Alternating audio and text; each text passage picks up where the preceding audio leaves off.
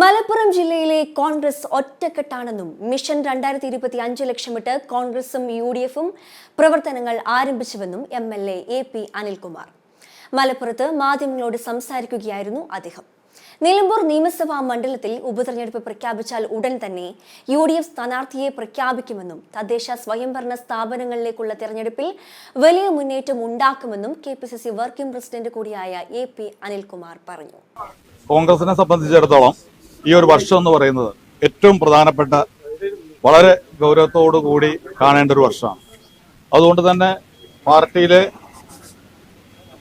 എല്ലാ വിഭാഗം നേതാക്കളെയും ഒരുമിപ്പിച്ച് നിർത്തി പാർട്ടി നേരിടാൻ പോകുന്ന തെരഞ്ഞെടുപ്പിൽ വലിയ വിജയമുണ്ടാക്കുക എന്നുള്ളതാണ് ഏറ്റവും പ്രധാനപ്പെട്ട ലക്ഷ്യം.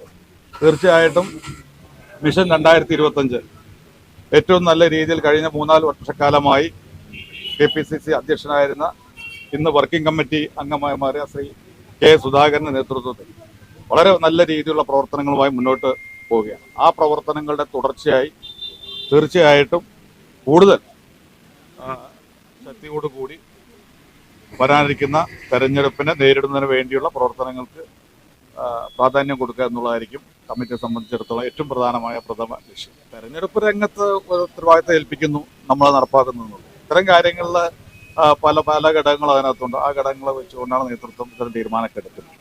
തെരഞ്ഞെടുപ്പ് രംഗത്ത് വരുന്ന ഉത്തരവാദിത്തം ആരായാലും കോൺഗ്രസിനകത്ത് ഒരുപാട് നേതാക്കൾ നല്ല രീതിയിൽ കാര്യങ്ങൾ സംഘടനാപരമായ കാര്യങ്ങൾ നടത്തുവാനും തെരഞ്ഞെടുപ്പ് രംഗത്ത് പ്രവർത്തിക്കുവാനും തെരഞ്ഞെടുപ്പിനെ വിജയത്തിലെത്തിക്കാനും കഴിവുള്ള ഒരുപാട് നേതാക്കളുണ്ട്. പക്ഷെ ചില പരിമിതികളുള്ളതുകൊണ്ട് നേതൃത്വം ചില രീതിയിൽ ചിലർ സെലക്ട് ചെയ്യുന്നു എന്ന് മാത്രമേ ഉള്ളൂ. ഞങ്ങളെ സംബന്ധിച്ചിടത്തോളം നിലമ്പൂരിന്റെ തെരഞ്ഞെടുപ്പ് പ്രവർത്തനത്തെ 1-ാം ഘട്ടം പൂർണ്ണമായി ഇതിനകം കഴിഞ്ഞു. യഥാർത്ഥത്തിൽ 263 ബൂത്തുകളിലും ബൂത്ത് കമ്മിറ്റി ഫോർമേഷൻ കഴിഞ്ഞു. ഏറ്റവും പ്രധാനപ്പെട്ട കാര്യം അതാണ്. ഞങ്ങൾ നിയോജകമണ്ഡലം തലത്തിലുള്ള നേതാക്കളുടെ UDF തല നേതാക്കളുടെ യോഗം, പഞ്ചായത്ത് തലത്തിലുള്ള നേതാക്കളുടെ യോഗം, അത് കഴിഞ്ഞ് ഏതാണ്ട് 59 ബൂത്തുകൾ ഇത്തവണ കൂടുതലാണ്. പക്ഷെ ഇതിനകം തന്നെ 263 ബൂത്തുകളിലും ഞങ്ങൾ UDFന്റെ ബൂത്ത് കമ്മിറ്റികൾ നിലവിൽ വന്നു. ഏത് സമയത്താണോ തെരഞ്ഞെടുപ്പ് പ്രഖ്യാപിക്കുന്നത് ആ ദിവസം തന്നെ ഞങ്ങൾക്ക് സ്ഥാനാർത്ഥിയെ പ്രഖ്യാപിക്കാൻ കഴിയുന്ന രീതിയിൽ മുന്നോട്ട് പോവുകയാണ്. പ്രഖ്യാപിക്കുന്ന ദിവസം മുതൽ തന്നെ ഈ 263 ബൂത്തുകളിലും UDFന്റെ പ്രവർത്തനങ്ങൾ അതിശക്തമായ രീതിയിൽ തുടങ്ങാൻ കഴിയുന്ന രീതിയിൽ പാർട്ടി UDF ശക്തമാണ്. ജൂലൈ 12 വരെ സ്വാഭാവികം 6 മാസത്തിനിടയിലാണ് തെരഞ്ഞെടുപ്പ് പ്രഖ്യാപനം വരിക. ജൂലൈ 12 വരെ സമയമുണ്ട്. അപ്പൊ ഏത് സമയത്തും ഞങ്ങൾ തെരഞ്ഞെടുപ്പ് പ്രതീക്ഷിക്കുന്നുണ്ട്. ആ തെരഞ്ഞെടുപ്പ് പ്രതീക്ഷിക്കുമ്പോൾ ഞങ്ങൾക്ക് പ്രഖ്യാപിച്ചു കഴിഞ്ഞാൽ ഞാൻ പറഞ്ഞല്ലോ അടുത്ത ദിവസത്തേക്ക് വെക്കാതെ തന്നെ ആ ദിവസം തന്നെ തെരഞ്ഞെടുപ്പ് പ്രവർത്തനം തുടങ്ങാൻ കഴിയുന്ന രീതിയിൽ UDF സംവിധാനം സജ്ജമാണ്. സ്വാഭാവികമായി ഹൈക്കമാൻഡാണ് തീരുമാനിക്കുന്നത്. അപ്പൊ ഹൈക്കമാൻഡ് ആരെയാണ് മാറ്റേണ്ടത്, ആരൊക്കെ മാറ്റണം, ആരൊക്കെ മാറ്റേണ്ട തീരുമാനിക്കുന്നത് ഹൈക്കമാൻഡ്. നമുക്ക് അതിനകത്ത് പ്രത്യേകിച്ചുള്ള റോള് താഴെ തട്ടിൽ ഉണ്ടാവാറില്ല. അത് ഹൈക്കമാൻഡ് തീരുമാനിക്കുന്നു, താഴെ അംഗീകരിക്കുന്നു. 2026 ലക്ഷ്യമാക്കിയുള്ള ഒരു മാറ്റമാണ്. 2026 ഏറ്റവും പ്രധാനപ്പെട്ടതാണ്.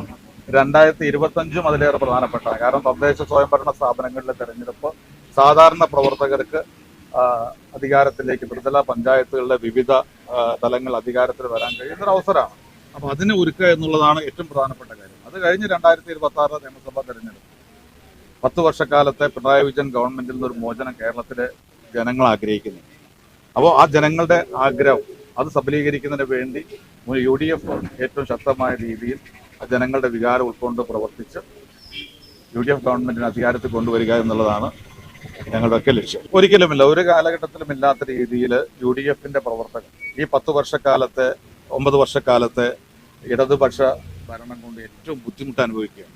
എന്ത് വിട്ടുവീഴ്ച ചെയ്താലും ശരി ത്രിതല പഞ്ചായത്തുകൾ വലിയ രീതിയിലുള്ള വിജയം ഉണ്ടാവണമെന്ന് UDFന്റെ പ്രവർത്തകർ ആഗ്രഹിക്കുന്നു. ആ ആഗ്രഹം കൊണ്ട് തന്നെ ഒറ്റക്കെട്ടായി പ്രവർത്തിച്ച് മുന്നോട്ട് പോകാൻ കഴിയും. എല്ലാ പഞ്ചായത്തുകളും UDF സംവിധാനത്തിലൂടെ മുന്നോട്ട് പോകാൻ കഴിയും. വലിയ മുന്നേറ്റം 2010 UDF വലിയ രീതിയിലുള്ള മുന്നേറ്റം ഉണ്ടായത്. ഈ ഒരു തെരഞ്ഞെടുപ്പ് അതിനേക്കാൾ വലിയ മുന്നേറ്റം ഉണ്ടാക്കാൻ കഴിയുന്ന തദ്ദേശ സ്വയംഭരണ തെരഞ്ഞെടുപ്പായിരിക്കും.